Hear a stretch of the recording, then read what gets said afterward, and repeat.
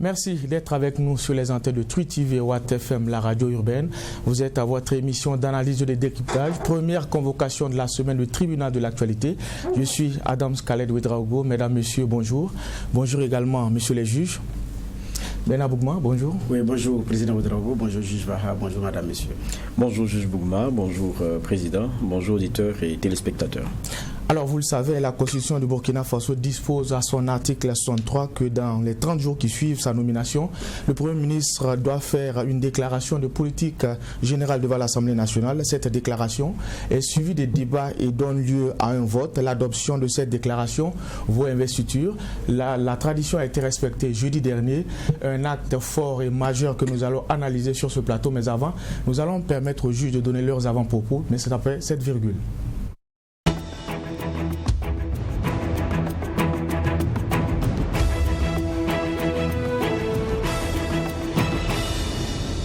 Alors Juva, qu'est-ce que vous avez retenu pour nous? Oui, moi je vais venir à notre Union africaine avec le Tchadien Mahama Moussa Faki qui a été reconduit et réélu donc par 51 États sur 55. Donc on va dire qu'il a été adoubé de façon écrasante, ce qui est donc intéressant pour lui pour 4 ans encore. Et puis en même temps, il y a aussi Félix Tshisekedi qui lui aussi, en tant que chef d'État, donc vient à la tête de l'Union africaine pour un exercice d'1 an, et il a décliné aussi quels devraient être ces chantiers. Ils sont en tout cas pluriels. Le moins qu'on puisse souhaiter, c'est que cela puisse être mené à bien, parce que c'est, quoi qu'on dise aussi, un président qui avait pris des gants pour des combats en interne, qu'il est en train de gagner en tout cas. C'est ce cordon qu'il est en train de couper avec Kabila, et puis qui, pour évidemment cette présidence d'une année, va lui permettre aussi d'avoir un rayonnement international. On sait aussi que très souvent ça tient seulement, je dirais pas au maquillage, mais à la limite du vernis. Bon, c'est comme ça que moi je vois les choses. Les présidents successifs, pour ce qui est des chefs d'État, chacun vient y apporter sa touche, donne les grandes lignes qui sont les siennes, mais qui marquent seulement par peut-être la nature même du personnage. C'est un peu ça qu'on a souvent, selon que ça a été Condé, selon que ça a été d'autres présidents. On a vu quelques façons de gérer certaines questions, mais dans lesquelles on sentait le personnage trempé, notamment du président qui était en exercice. Et je pense qu'avec Kabila, ça sera la même chose. On ne va pas revenir sur les nombreux chantiers qui ont été les siens, mais c'est transversal souvent à ses prédécesseurs. Et ce qu'on retiendra peut-être, ce sera sa façon à lui, de son feeling dans la gestion et dans l'approche d'un certain nombre d'éléments. Mais très souvent, on en vient toujours au même résultat, parce que à la fin, c'est à ne pas pouvoir changer grand-chose, parce qu'il y a des instances qui sont là qu'il faut gérer, et puis il y a les affaires domestiques qui vous tiennent. Et pour revenir au cas Tshisekedi, les affaires domestiques pour lui sont très fortes, parce qu'il a, depuis son élection, était dans un attelage mal assorti avec Kabila, dont il est en train de se sortir aujourd'hui, et pour moi je pense que ça sera sa préoccupation. D'accord, en tout cas merci pour ces clés de lecture. Bena Bougma, qu'est-ce qui a retenu votre attention en termes d'analyse justement et d'actualité? Non, je vais rester seulement que, comme la tradition chez moi c'est le lundi là, je souhaite un très bon lundi à tout le monde, une très bonne semaine également aux autres. Et également du courage à tous ceux qui nous suivent mais qui sont dans des conditions difficiles. Donc c'est pensée spéciale à toutes ces personnes-là. Donc agréable semaine à tout le monde et très bon lundi. Merci Bernard Bourgman. Alors je le disais en début d'émission, nous allons aujourd'hui analyser, je dirais, la déclaration de politique générale du Premier ministre. Il faut dire que la tradition a été respectée jeudi dernier et on l'a tous vu. Le Premier ministre a reçu l'onction des députés avec 105 voix. Mais peut-être avant de venir au fond de ce discours-là, nous allons peut-être analyser la forme. Nous avons une prestation du Premier ministre qui est assez serein, un timing assez maîtrisé. Je vois déjà dans la conduite de cette déclaration-là, qu'est-ce qu'on peut retenir? Moi, je crois que ce qu'on devrait retenir d'abord, c'est la leçon des exercices passés. Très long, fastidieux, et puis je crois aussi que Dabiré, il en a fait un peu les frais, parce qu'on avait parlé de l'âge de l'homme relativement à l'exercice premier qui était vraiment difficile et fastidieux pour lui, où à un moment donné il y avait l'obligation même d'un moment de répit, voilà, pour mieux revenir et tout. Je crois que la leçon a été retenue et maintenant on est dans un exercice qui est plus digeste, plus supportable, je dirais comme ça, mais qui, vous savez, on ne peut pas tout avoir, le beurre et l'argent du beurre, qui pour certains puristes enlève un peu de contenu à ce qu'ils veulent, parce que pour eux ça ne doit pas, c'est consacré par la Constitution, c'est clair, ça ne devrait pas être un, comment dire cela, ça ne devrait pas être un genre de passage obligé mais sans valeur, ça a une grosse valeur. Donc les sujets qui devraient être discutés devraient être présentés dans toute leur longueur, leur largeur et leur profondeur, alors que ça demande du temps. Donc si on veut en venir à un temps qui soit plus raisonnable, avec des grandes lignes qui soient donné et que le clair du contenu ressorte dans le débat, pour beaucoup ça enlève l'obligation et le caractère particulier que ce soit celui qui présente, qui assoit tout et qui donne les grandes lignes et le détail d'un certain nombre d'éléments pour qu'on avance. Mais comme je dis, on ne peut pas tout avoir. On ne peut pas avoir le non fastidieux en même temps que l'approfondi. Ce sera difficile à conjuguer. Et je crois que c'est ce que le Premier ministre a tenté de faire. Et encore, il y a des langues qui disent que bon, sur certains points, on n'a pas eu le clair qu'on voulait, on n'a pas eu assez de détails, on n'a pas eu assez d'éléments, mais peut-être qu'on y reviendra. Mais je trouve que dans la forme, ça a été une présentation assez digeste, et puis on l'a senti en tout cas bien préparé.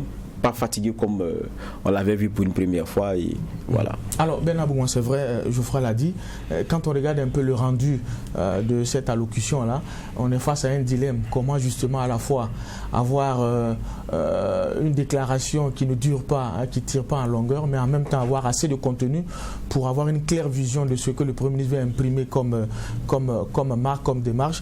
Alors finalement, comment on fait pour trouver la bonne formule? Ben justement, c'est dans la tentative de trouver la bonne formule que nous nous sommes retrouvés avec ce discours qui, pour moi, pour certains partis ont été escamotés, certaines parties ont été également ignorées, et l'excuse a été que des ministres peuvent venir à la demande de l'Assemblée nationale pour mieux s'expliquer, quoi. Alors que monsieur a besoin de nous dire ce qu'il a pour être validé par la représentation nationale. Donc il fallait faire un choix. Et je pense que c'est ce choix qui a été fait avec ce qu'on connaît comme limite. L'autre choix est plus long, mais 1h30, il n'a même pas rempli les 1h30. Je me dis que c'est ce qui a fait également que nous sommes dans une telle situation. S'il finissait les 1h30, je pense que ça pouvait lui permettre également de l'entrer dans certains détails. Donc, ce qu'on avait avant, c'était fastidieux. Même quand il est arrivé, c'est vrai qu'il n'a pas terminé le discours, mais il ne restait plus grand-chose. Il restait plus grand-chose. Le discours qui n'a pas été terminé, il ne restait plus grand-chose. Et il avait aussi réduit. Okay. Mais bon, c'est compte tenu de l'émotion que le discours n'a pas été terminé. Ce n'est pas la longueur. Parce qu'il était pratiquement dans les derniers moments d'ailleurs du discours, quand on a vu la version intégrale. Il a été venu même d'ailleurs avec aussi l'objectif de réduire le temps de son exposé sur la déclaration de politique générale. Donc, mais je dis, je ne sais pas qu'est-ce qu'il faut dire. C'est un choix. Chaque choix a ses limites.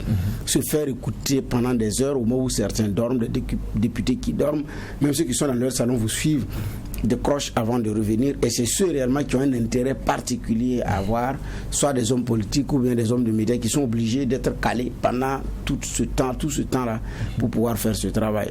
Mais si c'est moins long, ça permet à d'autres effectivement de suivre. Mais ça ne peut pas aussi permettre d'aller en profondeur. Donc, nous, Burkinabés, on ne peut pas avoir une chose et son contraire. Donc, on a fait un choix. Il y a un choix à faire et à suivre. Maintenant, même si on fait le choix de réduire, il ne faut quand même pas que ce soit, comment on appelle ça, un discours au minimum squelettique, quoi, au minima, où finalement on ne sait même pas qu'est-ce que vous voulez faire et vous voulez demander également qu'on vous cautionne, quoi. Okay. Voilà, donc qu'on réduise le temps, je suis d'accord, mais qu'il y ait aussi du contenu. Parce que mettre du contenu ne signifie pas de tout dire. L'erreur avant, c'est qu'on veut tout dire, jusqu'à dire qu'il y a eu un forage dans tel village, à tel kilomètre de Ouadou, c'était compliqué. D'accord. Alors, je vois, on l'a dit, c'est un acte constitutionnel. Alors, l'intérêt, il n'est plus à démontrer. Mais quand on fait une telle déclaration en semaine et à 10 heures, alors, est-ce que finalement, on ne pose pas un véritable problème? L'intérêt est justement le temps pour la population de pouvoir suivre ce discours-là qui va donner, je dirais, les détails, sinon une idée de ce que le Premier ministre a comme vision pour le Burkina Faso. Est-ce qu'à ce niveau-là, il n'y a pas quelque chose à faire? Bon, moi je crois qu'il faut aussi... il faut aussi que chacun soit dans son rôle et qu'on comprenne que tout n'est pas à être présenté, défendu, discuté avec tout le monde. Je crois aussi qu'il y a un process dont nous venons. C'est pour ça que il y a un nouveau président qui a été installé, qui lui a désigné un nouveau premier ministre, qui lui vient défendre devant des députés qui ont été fraîchement élus.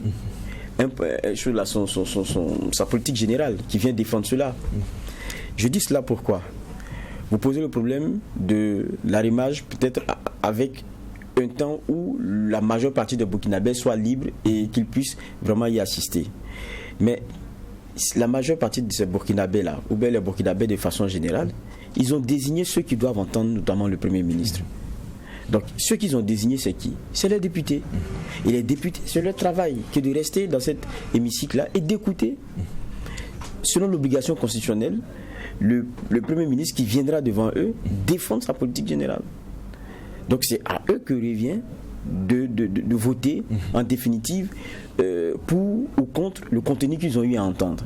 Donc pour moi, la disponibilité première, ce n'est pas que le citoyen soit celui-là qui soit à la maison et qui puisse regarder. S'il y en a qui sont libres et qui peuvent le suivre, ça c'est très intéressant. Le premier destinataire du discours, c'est les députés. C'est les députés parce que c'est eux qui vont voter. Parce qu'on est en démocratie, on a des paliers. On s'est fait représenter et c'est eux qui vont décider. Donc il y a un destinataire d'abord de ce discours-là, même si par ricochet c'est des gens qui représentent le peuple. Donc acceptons déjà que ça se fasse à un moment donné où l'hémicycle soit dans son élément et dans ses dispositions pour pouvoir apprécier. Donc pour moi, c'est pas que tout le monde puisse regarder, c'est pas ça seulement d'abord. C'est d'abord qu'il y ait ce jeu-là qui se fasse dans le meilleur des temps pour l'hémicycle, alors que c'est une administration. Donc ça se fait souvent en semaine. Et puis, deuxième élément, il y a le rôle aussi, j'ai dit que chacun devrait jouer son rôle. Donc il y a les députés qui vont écouter et qui vont regarder dedans, qui vont poser des questions, qui vont mener le débat. Ça aussi c'est leur rôle, pour qu'il y ait des clés de lecture plus appréciables pour les populations qui souvent ne sont pas forcément bien informées de toutes les questions, ou bien qui ne sont pas informées au même titre sur tous les types d'intérêts. C'est ça aussi que cela vaut d'avoir des députés et une assemblée de qualité. Lorsqu'il y a ce type de rendez-vous là, j'ai dit et je continue encore, chacun devrait jouer son rôle.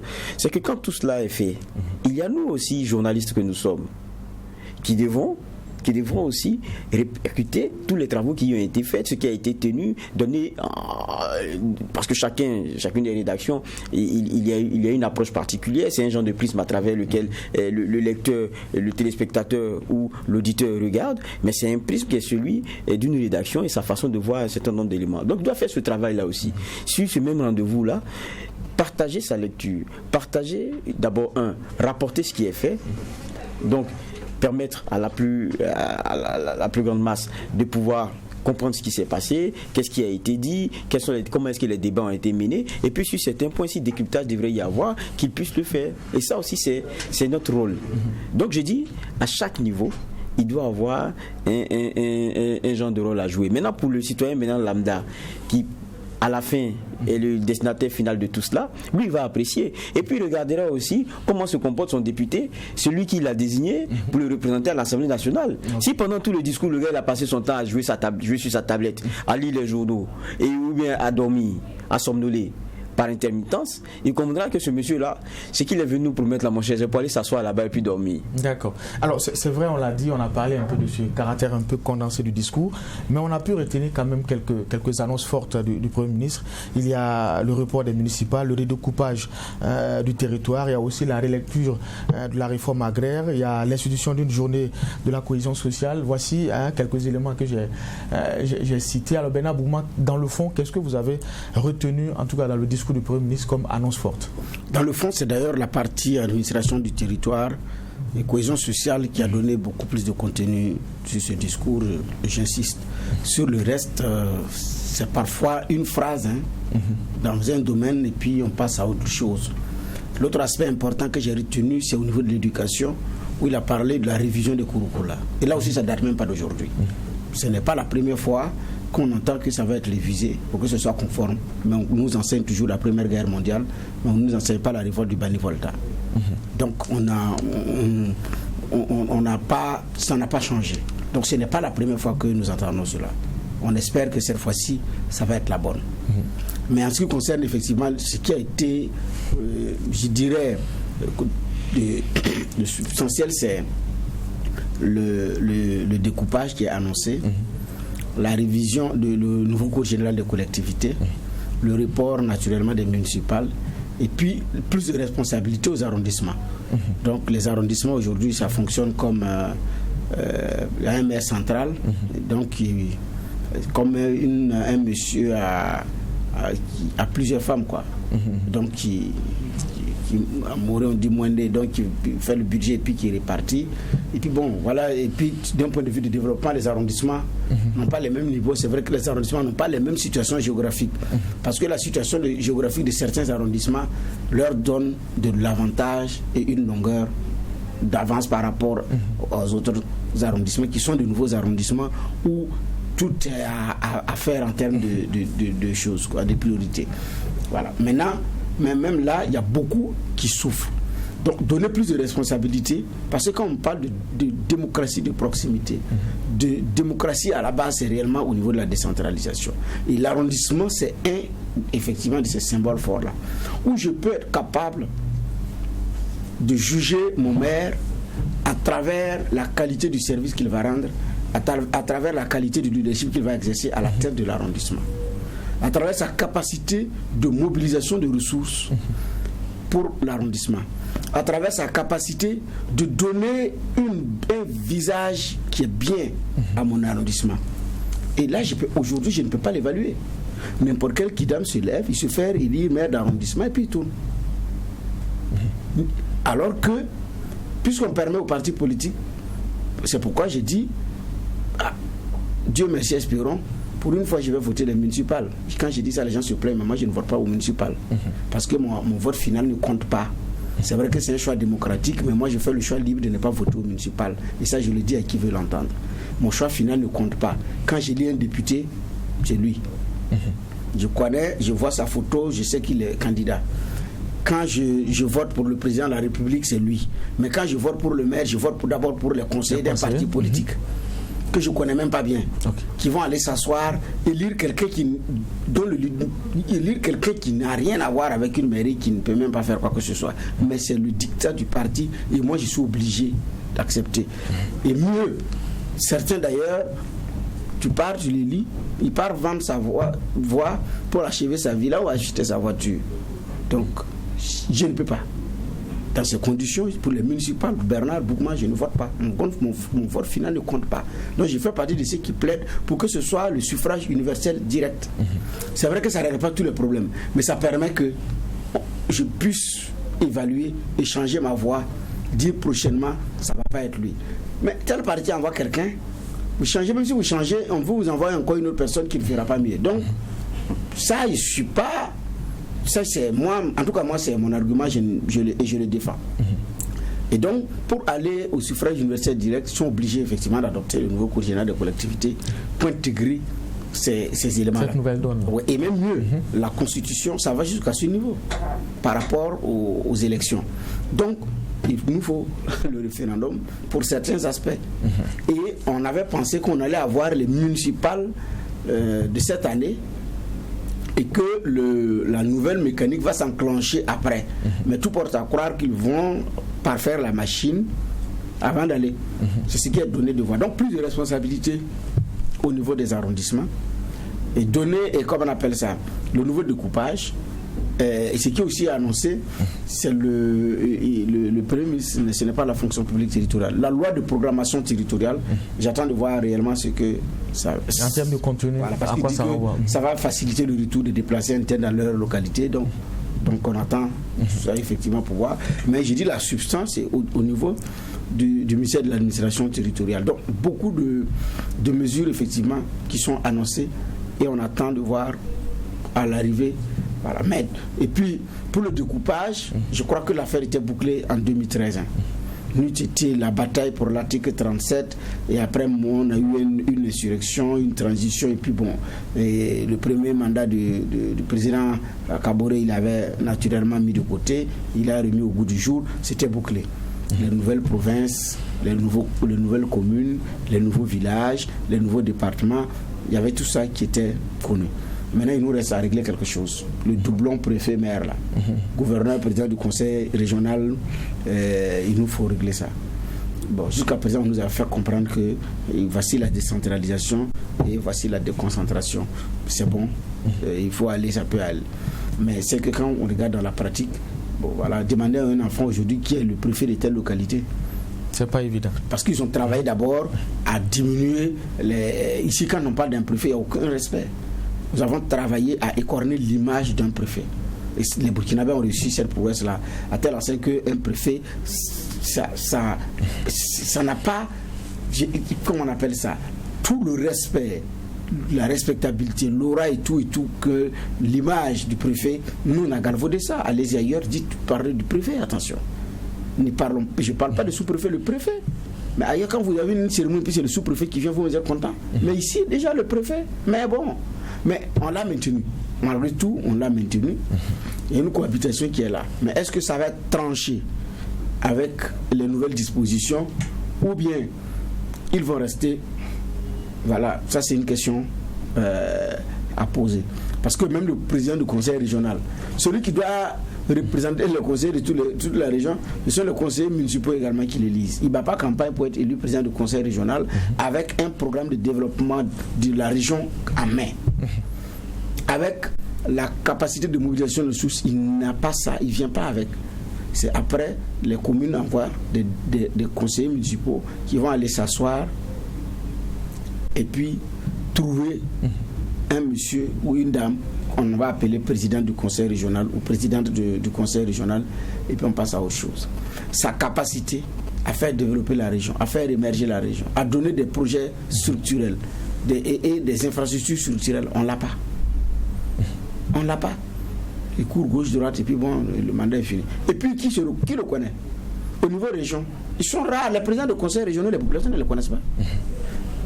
Mais puisque c'est des conseils qui sont allés s'asseoir, enlever le conseil d'une autre localité pour faire président du conseil régional, il n'a pas les moyens pour faire le tour de la région pour dire voici j'ai réussi à avoir tel projet pour telle localité, j'ai réussi à avoir telle infrastructure pour telle localité. Il y en a, mais c'est pas beaucoup, ça se compte du bout des doigts. Ça, ce sont les conseillers régionaux d'ailleurs qui mouillent le maillot. Le reste là, les présidents des conseils régionaux qui mouillent le maillot, le reste là, c'est la représentation seulement.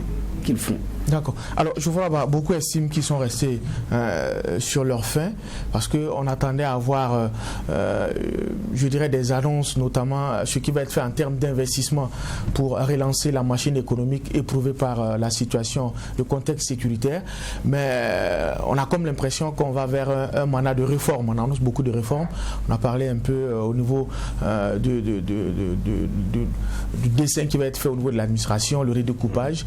Il y a aussi le mot de désignation des élus locaux, notamment au niveau de la mairie. Déjà, qu'est-ce que vous retenez de ces grandes annonces-là? Non, de ces grandes annonces, déjà, on retient le malaise du constat actuel. Et ça, je ne veux pas revenir sur ce que Bernard Bouma a dit tout à l'heure, mais quand vous voyez les grands points, il parlait déjà de clarifier leurs compétences ainsi que les ressources à transférer aux régions et aux communes. Donc, s'il faut clarifier, ça veut dire que ça se marche déjà sur les plates-bandes.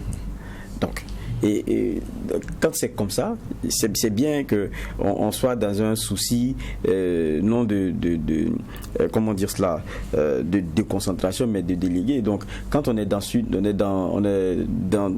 pouvoir par dénivellement, je crois qu'il faut être logique avec soi jusqu'au bout pour que les différentes entités sachent où commencent ces missions, où s'arrêtent ces missions. Sinon, quand vous arrivez dans certaines zones, quelquefois vous ne savez pas qui vous mettez devant qui.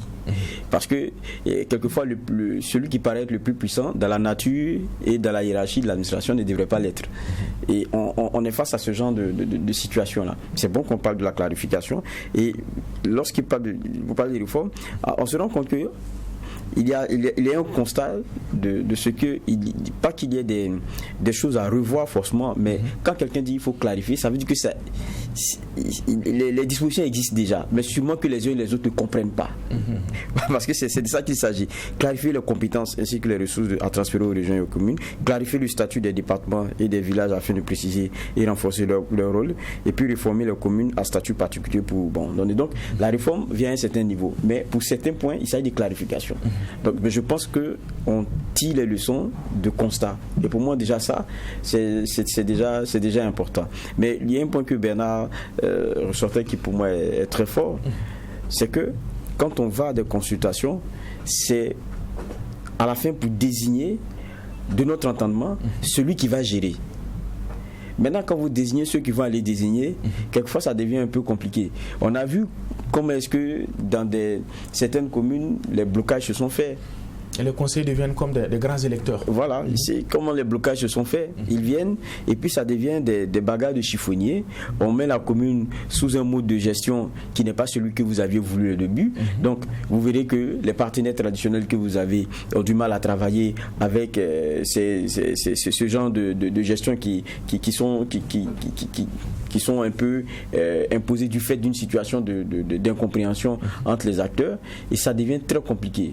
Même si vous avez des jumelages, les gens ne sont plus trop chauds à continuer de travailler avec vous. Quand il y a de gros travaux, il y a de grosses entreprises à enclencher, ils se disent bon, est-ce qu'avec ces conseillers-là, est-ce qu'on peut continuer? Est-ce qu'avec ceux qui ont la charge de gérer les choses de façon intérimaire, parce qu'il y a une crise au sein de la commune, on peut continuer de travailler? Mais quand ces situations-là se multiplient, ce n'est pas bon.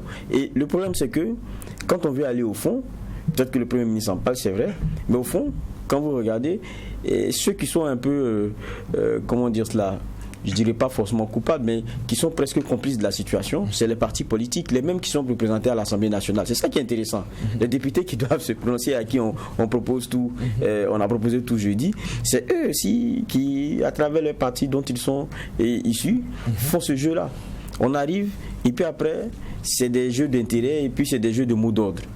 Et des fois même vous trouvez des attellages, je ne dirais pas mal assortis, mais contre nature, juste pour pouvoir évincer quelqu'un. Et la commune elle est bloquée. Vous voyez des rassemblements qui sont, on a fait plein de reportages lors des mandats passés. Vous voyez des rassemblements qui sont initiés. Il y a des gens qui viennent avec des machettes, on a oublié de fouiller des gens et c'est compliqué. Est-ce que ça peut continuer comme ça? Je pense que ça ne peut pas continuer comme ça et c'est bon de pouvoir revoir ces choses-là maintenant. D'accord. Alors, Bernard Bouma, sur le terrain de la réconciliation nationale, on l'a dit, le Premier ministre annonce l'institution d'une journée de la cohésion sociale. Alors, pour certains, c'est une bonne initiative, mais on se rappelle qu'on avait une journée nationale du pardon qui finalement a été supprimée parce qu'on estimait que c'était une coquille vide. Finalement, quelle sera la différence entre cette journée et la journée nationale du pardon qu'on avait? Bon, la différence dépendra du contenu, du contenu qu'on va donner, de la sincérité des acteurs et puis de l'intérêt. Sinon, je ne vois pas. Si on ne se comporte pas bien, la journée ne réglera rien. Si on est injuste, la journée ne réglera rien. Donc ce n'est pas une affaire de journée qui peut être l'indicateur, le curseur pour dire que nous vivons en symbiose parce que on a vu telle communauté qui ont mangé ensemble, qui ont dansé ensemble, puis ça s'arrête là. Et en général, ce sont les mêmes représentants là qu'on va retrouver dans les cérémonies. Pour faire une marche ou bien pour faire une cérémonie, animer un panel, un concert. Ça va être les mêmes acteurs qui sont au devant de la scène. Et donc, s'ils ne se comportent pas bien, la journée ne réglera rien. C'est une affaire de sincérité et d'honnêteté. Il ne faut pas se voiler la face, on ne peut pas cacher le soleil avec une main, ce n'est pas possible. Donc, pour moi, la journée doit être l'aboutissement de tout ça. On s'est parlé, et puis quand ça vient, tout le monde est d'accord. Voilà. Mais sinon, ça va être. Mais nous passons notre temps à faire la semaine de la citoyenneté ici. Civisme et citoyenneté, toujours le thème tourne autour du civisme. Et c'est les mêmes élèves qu'on ramasse pour venir suivre les conférences. C'est bourré. On dit, ouais, on a compris, le panéliste a dit ceci. En tout cas, le conférencier, il est très pertinent. Et quand le même élève prend son engin, là, le premier feu tricolore, il ne va pas respecter. Alors que dans la salle, on lui a déjà dit de respecter le feu tricolore. Il n'a pas respecté. Il n'y a pas d'impact. Il n'y a pas d'impact, zéro. Il n'y en a pas. Ça permet à quelques personnes de pouvoir s'en sortir, d'avoir de l'argent, parce qu'il y a tout un business derrière. Parce qu'il y a des t-shirts à imprimer, il y a des bâches à choses, il y a des communicants derrière qui vont faire un travail, mais ça s'arrête là. Le reste, là, ce n'est pas... L'impact, je ne vois pas. Hein. Ça, il faut qu'on... Je n'ai pas encore vu, c'est vrai, ce n'est pas encore évalué, mais vous observez le comportement, vous vous rendez compte que les semaines nationales de la citoyenneté doivent être soit revues ou bon, il faut le laisser tomber, quoi. Ça ne sert pas, j'ai dit. Ça, c'est moi qui le dis et c'est ce que je pense. Alors, donc, pour terminer par rapport maintenant à la prochaine journée qui va venir, si ce n'est pas l'aboutissement d'un bon travail, d'un travail fructueux, d'une démarche d'honnêteté, de sincérité des acteurs, mais si on se louvoie, on se ment, un matin on va se lever, journée de la cohésion sociale, et personne ne va se commémorer cela. On se rappelle de la journée que Blaise Compaoré avait instituée. La journée est partie avec Blaise. Personne d'ailleurs, même à son temps, c'est à la veille on vous dit demain c'est fini, vous dites demain il y a quoi? Ah non, journée nationale du pardon, 30 mars. Bon, les gens oublient. C'est à la veille on dit que demain, non, en fait demain c'est quoi?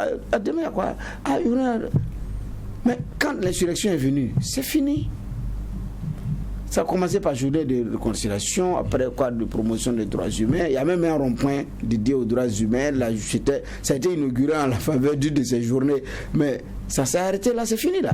On est passé à autre chose. Donc ce n'est pas l'institution d'une journée qui règle un problème. La journée, c'est le symbole. Mais si on ne règle pas les autres éléments, la journée ne servira à rien. On a construit un monument pour les martyrs. Je ne parle pas du monument des héros. Comme ça, c'est à Ouaga 2000, c'est bien propre, tout le monde fait le sport. Et puis les gens font des photos, les clips se font là-bas. Il faut aller voir, l'autre est devenu poubelle à Tampouy. Mais c'est pour les martyrs. Pour les martyrs, c'est devenu une poubelle à Tampouy. Juste un mot par rapport à cette nouvelle, la journée nationale de la cohésion sociale. C'est vrai que quand on lit son discours sur la partie réconciliation nationale, il dit que c'est l'un des enjeux majeurs de son gouvernement. Et je pense que ce qu'il met comme, pour moi, comme élément premier, ce n'est pas forcément la journée. Parce que lorsqu'il dit que c'est un enjeu majeur, il explique que c'est bien pour cela qu'il y a un ministère d'État qui est dédié à cela. Mais il dit que l'ampleur de ce défi, c'est l'ampleur de ce défi qui a commandé donc la nomination de ce ministère-là. Et il dit une des actions phares pour relever ce défi est de réussir l'organisation du forum de réconciliation nationale annoncé par le président du Faso en s'appuyant sur les résultats forts appréciables déjà engrangés par le HCROUN.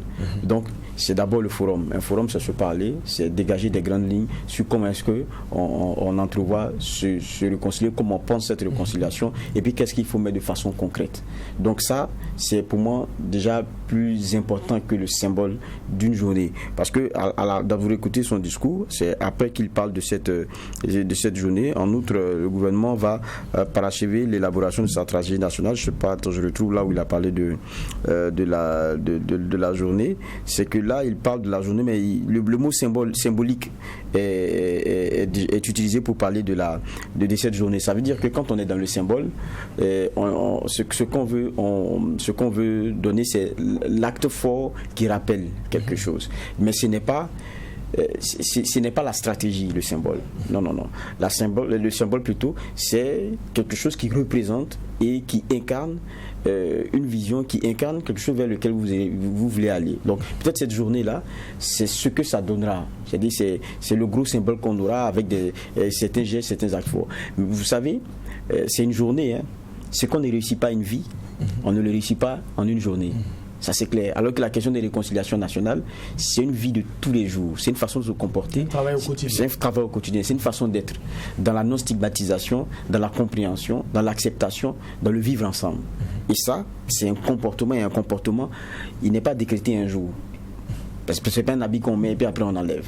Alors que la journée, c'est dans la symbolique, c'est un jour, c'est se rappeler d'un certain nombre d'éléments. Donc je dis, ce n'est pas mauvais.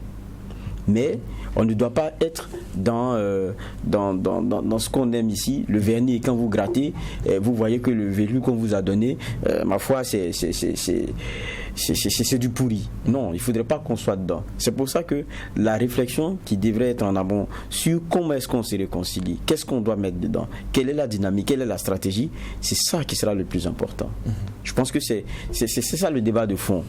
Parce qu'aujourd'hui, quand on parle de réconciliation, les gens voient la question des politiques, mais les gens voient aussi notre histoire, où il y a beaucoup de personnes qui portent des maîtrisses et qui connaissent leur bourreau et qui connaissent ceux qui les ont mis dans certaines situations.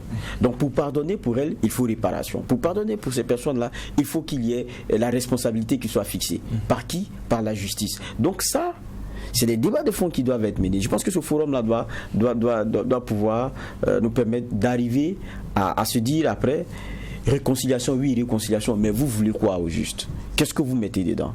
Quelle est votre stratégie? Et ça, quand il dit que c'est l'un des éléments forts de son gouvernement d'Abiré II, c'est pas peu que de le dire. Et si on a un ministre d'État à qui cela est dévolu aujourd'hui, et je disais à un moment donné, quand il a été nommé, c'est un couteau à double tranchant. Mais s'il est réussi, ça sera vraiment bien pour tous les Burkinabés, mais s'il échoue, les gens retiendront que c'est plutôt l'échec des Zéphirins Diabré. Mais on espère vraiment pour tous les Burkinabés que ça va marcher. Alors Bernard Bouma, à côté justement du discours du Premier ministre, on a eu, je dirais, cette sortie, sinon cette déclaration du président de l'Assemblée nationale qui a jeté, je dirais, un pavé dans la mare. Alors, parlant justement du nombre pléthorique de partis politiques au Burkina Faso, on estime à plus de 200 le nombre de partis et formations politiques qu'on a dans notre pays. Déjà, comment vous analysez cette sortie du PAN, cette déclaration? En fait, venant d'une personnalité de ce niveau, de cette trempe, c'est que le débat commence à être intéressant. Sinon, c'est ce qu'on a toujours dit, on a toujours dénoncé. Certains ne sont même pas des partis politiques. Ce sont des entreprises familiales, des entreprises individuelles. Donc, à lui seul son seul capital. Donc, monsieur ou madame se balade avec tous les imprimés, le cachet, dans le sac en cuir du parti, dans le sac en cuir, c'est son entreprise, c'est son business. Ou bien le siège est tout enfermé, c'est quand lui doit venir que le siège s'ouvre, il vient, il évacue les affaires courantes, il se lève, il s'en va. S'il doit recevoir quelqu'un pour une interview, le soir, il peut passer à autre chose. Ce sont des entreprises familiales. Parce que il y a rares qui ont une vision derrière, qui ont une machine derrière. C'est juste fait pour autre chose. Donc la réalité, c'est que il faut quand même qu'on se dise la vérité. Mais qu'est-ce qu'il faut faire? Il faut réglementer. La loi permet que tout le monde puisse s'organiser en parti politique. L'organisation est libre. Mais maintenant, il y a des conditions de création qu'il faut remplir pour vous créer votre parti politique. Donc, vous levez, vous créez votre parti politique qui s'appelle, je ne sais pas moi, le parti des criquets ou des margouillas. Et puis, vous trouvez une couleur qui va avec, et puis c'est bon. Faites imprimer, ceux qui ont suffisamment d'argent impriment beaucoup de gadgets et puis on passe à autre chose. Donc vous attendez la campagne pour aller faire du porte-à-porte ou bien aller faire ce que vous voulez quelque part, pour vous débrouiller, pour justifier l'argent de l'État que vous n'avez pas dépensé, et puis le reste vous faites autre chose avec. Certains d'ailleurs ont trouvé leur épouse dans ce micmac-là. Donc qu'est-ce que vous voulez? Donc nous sommes dans... Alors qu'il faut réglementer. La réglementation n'est pas compliquée, il faut faire comme la Mauritanie, qui a une méthode, je me dis, beaucoup plus simple. La Mauritanie, en 2019, a dissous 76 partis politiques en même temps. Il ne restait que 28. Parce qu'ils ont dit, c'est simple, si tout parti politique est parti 2 fois consécutives à une élection municipale sans atteindre 1% des suffrages exprimés. Mais quand même, un parti politique, 2 municipales, c'est 10 ans, puisque les mandats c'est 5 ans en général.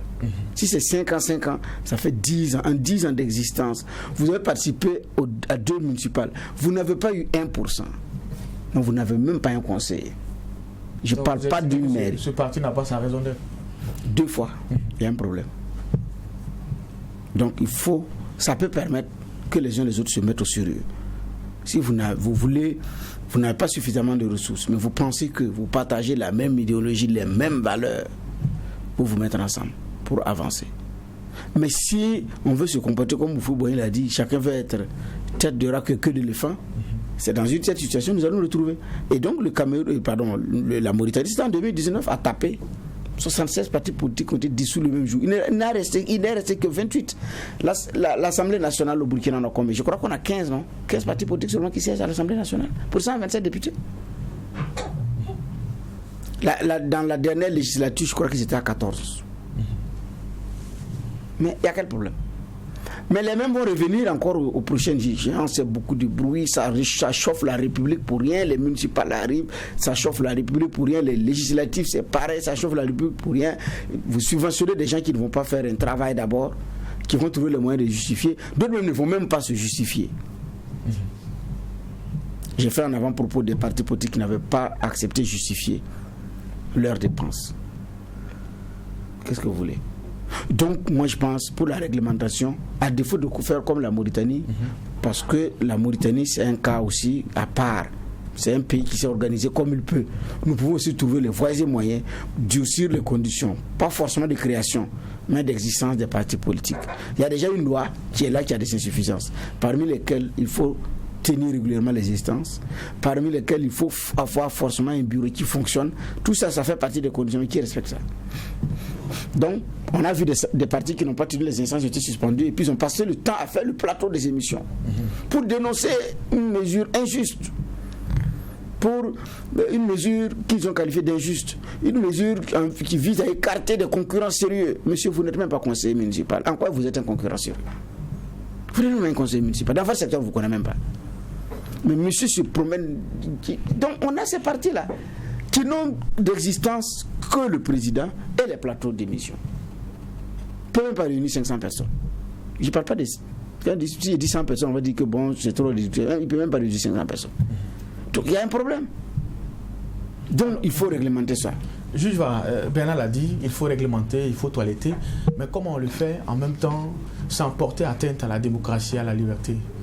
Oui, c'est une occasion à résoudre. C'est cela, les partis comme les associations sont libres de composition et de création. Maintenant, quand vous les créez, je pense qu'il y a des règles quand même, et puis il y a même votre règlement à vous que vous devez respecter.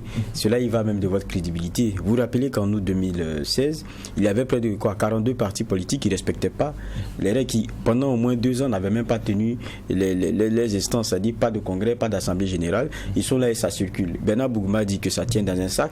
Non, pour certains, c'est juste un papier qu'ils ont juste plié, ils ont mis dans la poche intérieure de l'habit qu'ils portent avec 3 poches. Et puis c'est fini. Peut-être que les autres poches, ça sert à pouvoir discuter et puis voir ce qu'on peut glaner avec ce petit papier qu'on a eu. Mais ça, ce n'est pas crédible pour un parti politique. Vous devez au moins avoir un siège, vous devez tenir vos instances. Mais ça, c'est difficile au Burkina pour certains partis. Et ça, ce n'est pas normal. Mais le problème aussi, c'est que c'est bien de dire, oui, il faut revoir et tout. Mais ces messieurs-là, ils continuent d'exister parce que pour leur offre, qui est celle de l'entourloupe sur la scène politique, il y a des demandeurs qui sont même les mêmes partis politiques là qui disent est-ce qu'il ne faut pas assainir? C'est eux qui les utilisent quelquefois lorsqu'ils en ont besoin et pour faire des basses besognes. on vous dit qu'il y a 10 partis politiques qui sont réunis, qui ont décidé de ceci. Mais 10 partis politiques, vous ne connaissez aucun nom. Mais juste parce que ça sert des intérêts, ça fait écho, on est d'accord, on fait ce sale boulot-là. C'est ça la réalité aussi. Mais quand c'est comme ça, ça sape la crédibilité que les Burkinabés devraient accorder à ces partis-là, de façon générale. Et c'est vrai que ça demande un assainissement, mais je pense qu'il faut être plus rigoureux dans la question des règles qui existent déjà. C'est des partis qui doivent tenir les instances. Dès que je me rappelle, il est rappelé que il y en a qui sont sous le coup des sanctions, comme je disais en 2016. On a entendu beaucoup de présidents de partis politiques qui sont sortis nous dire que non, c'est une atteinte aux libertés, ce n'est pas normal. Est-ce qu'il ne faut pas nous donner une subvention pour avoir un siège? C'est compliqué et que pour... Mais attendez, si vous n'êtes pas capable de pouvoir convaincre des gens qui puissent prendre vos cartes, de sorte à ce que vous puissiez avoir un minimum, dégager un minimum de, je ne sais pas moi, un minimum de trésorerie pour pouvoir avoir un siège et tenir certaines activités. Je ne sais pas pourquoi est-ce que vous existez en tant que parti politique. Si vous n'avez même pas la capacité de convaincre pour ce type de projet-là, dont le minimum en termes d'existence demande au moins une localisation géographique et puis l'organisation d'un certain nombre de rendez-vous. Dans ce cas de figure, attendez, c'est que ça ne va pas. Ça aussi, c'est le minimum. Donc, je pense qu'il faut être peut-être plus rigoureux maintenant sur ces questions-là et regarder à chaque fois de façon périodique ceux qui tiennent leurs instances ou pas. Et puis, lorsque vienne le moment de subvention ou d'autres éléments, la question des justificatifs après, lorsqu'on est vraiment très dur là-dessus et qu'on attend vraiment que les justificatifs nous reviennent, auquel cas, la prochaine fois, c'est des gens qui ne vont pas bénéficier de l'argent du contribuable, comprendront que bon, on ne peut pas continuer d'exister comme ça. Donc pour moi, il faut commencer par ces petites choses-là déjà qui pourraient permettre d'assainir. Parce que le risque aussi, c'est qu'il ne faudrait pas nous retrouver dans une situation où on utilise des textes pour pouvoir écarter. Ça aussi, ça pourrait être dangereux. Et bon, vous regardez aussi, même que ce soit majorité ou opposition, vous allez voir dedans des partis politiques, bon, il y a longtemps qu'ils existent, ils ne sont pas capables d'avoir un député, ils ne sont pas capables d'avoir un conseiller, ils sont là.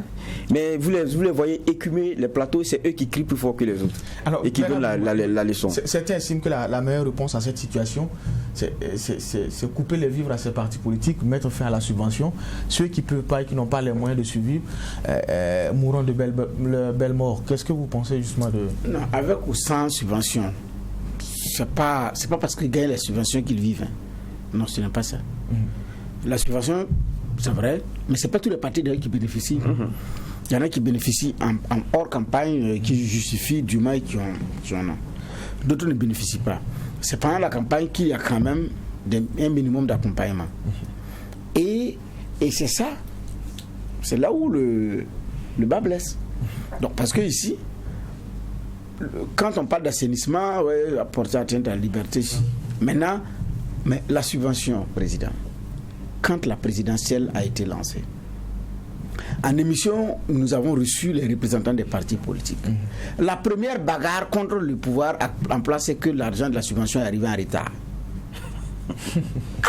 Mais j'étais dépassé. Monsieur défendait l'argument avec une telle ferveur que je me suis posé la question, mais qu'est-ce qu'il y a? Vous partez en campagne, vous avez eu 5 ans, vous organisez, préparez, trouvez des gens, vous êtes prêts. Et ce qui vous fait, ce qui vous énerve, vous dites que vous n'avez pas bien démarré parce que la subvention de l'État est arrivée en retard. Donc vous n'aviez même pas de l'argent pour faire campagne. Mais ils sont combien qui consultent l'argent de l'État pour faire campagne? En réalité, ce n'est pas pour faire campagne. Et les mêmes partis politiques, quelque temps, disent non, bon, il faut porte à porte. Porte à porte, c'est comme il va aller là-bas. Mais il faut justifier le porte. Pour des dépenses qui ont été effectuées. Alors, ces messieurs-là, excusez-moi, prennent, et après, c'est eux encore qui reviennent, qui parlent de bonne gouvernance, de ceci. Il finit, un autre embouche la même trompette pour asséner les mêmes choses. Nous, c'est l'argent des partis politiques. On fait quand même face à des dépenses. Il faut nous donner tôt pour qu'on puisse mieux s'organiser. C'est pourquoi j'ai dit, ces messieurs-là ne sont que des antennes de captation de tout. Dessous, comme même a le dit Geoffroy, il faut passer à autre chose. Il faut réglementer, il faut assainir le milieu pour qu'on passe à autre chose. À cette allure-là, on ne va pas pouvoir s'entendre. Mais c'est ce qu'ils ne veulent pas entendre. Quand vous parlez d'assainissement, mon vieux, c'est la bagarre que vous cherchez. Mais c'est ça aussi. Vous ne pouvez pas dire à des hommes et des femmes de se préparer pour vous élire et venez faire la bagarre d'une subvention qui arrive en retard. C'est pourquoi votre campagne n'arrive pas à décoller. Donc vous n'avez même pas la capacité de mobiliser de l'argent pour nous si vous êtes élus.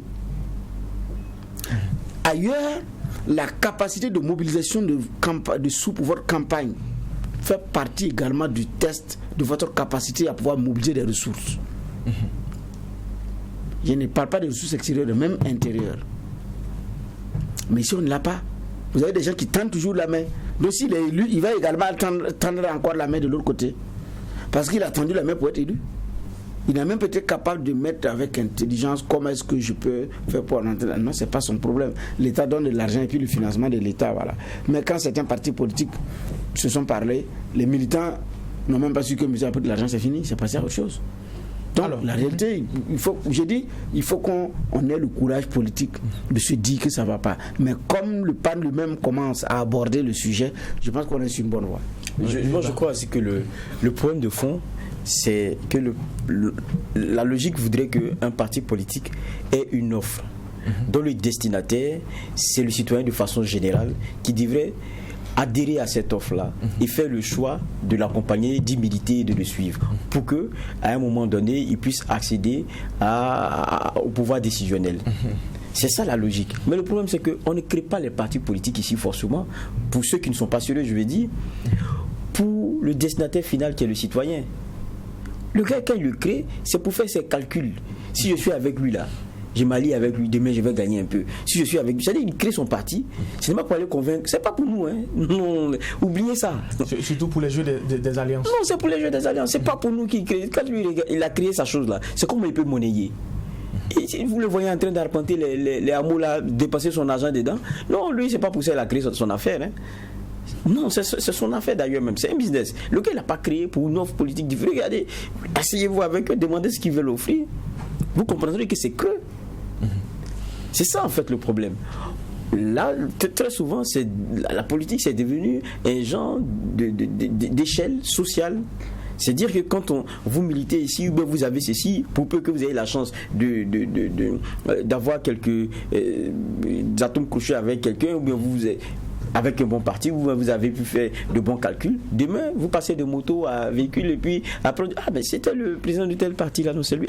Oui. Parce qu'ils se disent que va chercher l'argent là, un peu comme ça. Après, tu vas avoir des gens. Parce que le destinataire final là, c'est pas d'abord le citoyen avec un programme bien constitué. Normalement, un parti bien sérieux, et on en a vu, parce qu'on en parle comme ça, mais il y a des partis sérieux au Burkina, il y a beaucoup de partis sérieux au Burkina. Et ces partis sérieux là, vous lisez, ils ont une offre de façon claire. Ils défendent sur certains sujets des positions et des solutions. Mais il y en a qui c'est pas leur approche. Ils n'ont pas créé ça pour ça. Et ça, c'est le problème de fond. Et tant qu'on sera dans cette dynamique, ça sera difficile. Alors, Bernard l'a dit, hein, le débat il devient intéressant, surtout qu'il est posé par le président de l'Assemblée nationale. Mais finalement, qu'est-ce qu'on fait justement au-delà de cette sortie, de cette déclaration? Qu'est-ce qui peut être fait? Est-ce que ça risque pas d'être un coup d'épée dans l'eau? En tout cas, vous dites de me répéter, je dis qu'il faut réglementer. Comment?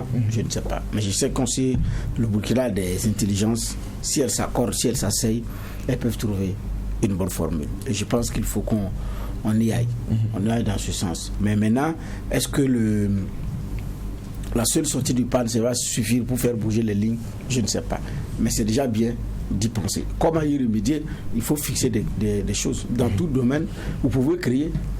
Maintenant, les conditions pour avancer, ça dépend de vous. Quand vous prenez votre engin, on ne dit pas de ne pas payer. Vous pouvez payer comme vous pouvez. Mais si vous ne mettez pas le carburant, ça ne va pas bouger. C'est la condition pour que ça bouge. Donc vous créez librement. Mais la condition pour que ça marche, il y a des conditions. Quand même, on peut fixer ça. Un parti politique, 10-15 ans, qui n'a même pas un conseiller municipal. Il y a un problème, président. Bon, soyons sérieux. Et après, on dit qu'il y a un désintérêt pour la classe politique, les Burkinabés ne s'intéressent pas à la chose politique, l'homme politique n'incarne pas la confiance, mais c'est normal. C'est normal parce que c'est des business familiaux et vous demandez à des gens de vous croire. Alors, juste voir là-dessus. Oui, moi ce que je dirais tout simplement, c'est qu'on est dans une difficulté parce que, vous savez, la politique ne fonctionne pas comme les autres secteurs.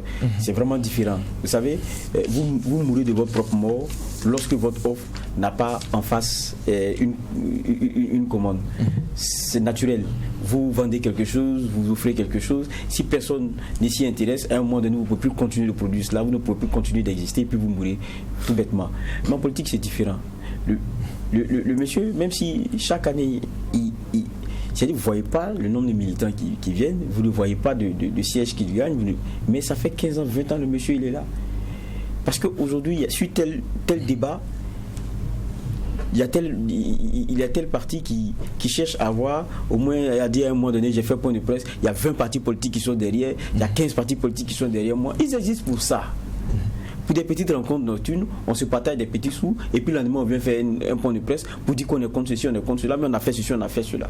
Des fois, il y en a qui existent que pour ça, mais le problème, c'est que ce n'est pas eux qui pâtissent directement de la décrédibilisation de l'offre politique de façon générale. C'est plutôt les partis sérieux qui sont en train de regarder le désintérêt petit à petit des populations vis-à-vis de l'offre de façon générale ou bien de l'homme politique et de sa façon de gérer. Parce que les mauvais moutons, les moutons noirs, tennissent les autres. C'est un peu le problème et ça donne l'obligation d'assainir évidemment. Merci juge Vaha, merci aussi au juge Bernard Boukman.